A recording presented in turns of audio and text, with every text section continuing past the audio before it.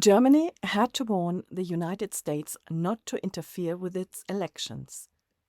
Take a moment with that. It wasn't Russia, not China.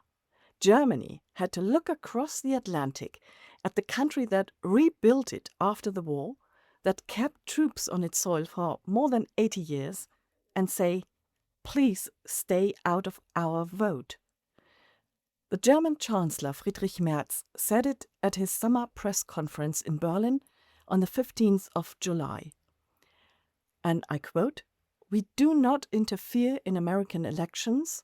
Conversely, I do not want the American government or institutions close to the government to interfere in German elections."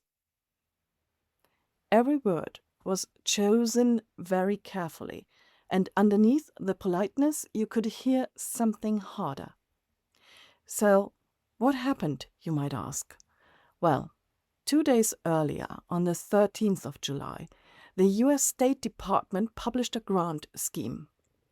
Up to $3 million per project, available to European charities, think tanks, and individuals.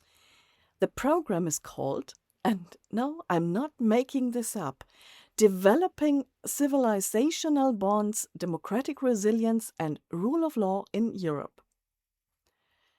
Civilizational bonds, that's the actual name on an actual government document. The money goes to those willing to push back against what the grant calls national sovereignty, migration, censorship, and lawfare challenges, all in line with, and I quote again, our common Western civilizational heritage.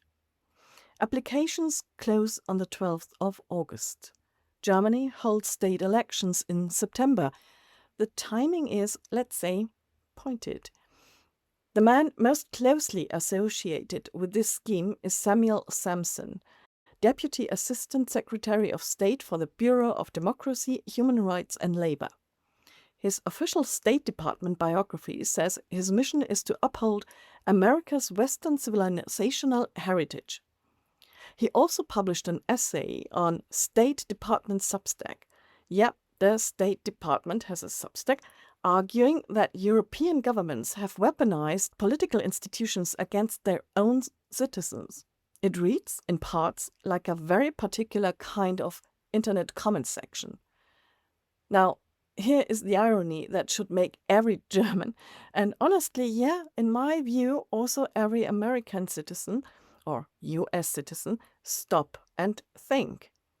The Bureau of Democracy, Human Rights and Labor was set up under President Carter in 1977, specifically to challenge Soviet authoritarianism. It supported dissidents, for example, behind the Iron Curtain. It backed independent journalists living under repressive regimes. It was, for decades, one of the genuinely good things the United States did in the world.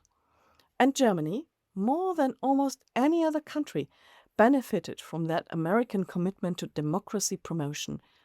That same bureau is now being used to fund organizations in Europe that push the same political agenda as the far-right AfD. The State Department says the program is about free speech and democratic values. The funds, they insist, are not available to political parties. A former State Department official told The Guardian, however, that this is technically true, but that the scheme is designed to put the thumb on the scale of elections in Europe, giving an unfair advantage to right-wing parties with resources they would ordinarily not get. Well, from an American perspective, this looks probably like normal foreign policy. The US has been funding civil society groups abroad for decades. The National Endowment for Democracy has done it since 1983. The logic is, if you believe in your values, you support the people who share them. The machinery is familiar. Only the values loaded into it have changed. And that is exactly the point that Germans, shaped by a very specific history, are in a better position than most to make. Germany wrote one of the most carefully designed constitutions in the world precisely because it had seen what happened when democracy is eroded from within and pressured from outside. The basic law was built to be hard to break. Foreign funding of political actors is illegal. The idea that a friendly government, not an enemy, a friend, might try to tilt an election here is not treated as paranoia. It is treated as a warning worth taking seriously. There is something worth naming here that often gets lost in the outrage. Germany's constitutional model, its independent courts, its federalism, its built-in checks on executive power, is something America once admired and in some ways helped inspire. The post-war German constitutional settlement was partly shaped by American advisors who believed that robust institutions were the best protection against the return of authoritarianism. That lesson has not aged badly. What has changed is that the institution America built to defend that lesson, the Bureau of Democracy, Human Rights and Labor, is now being directed at those very institutions. The German Chancellor Merz said what needed to be said. Quietly, probably diplomatically, the way you speak to someone whose goodwill you still need. Germany cannot afford a real confrontation with Washington, at least not right now. So it objects, firmly, politely. And we all will see what September brings.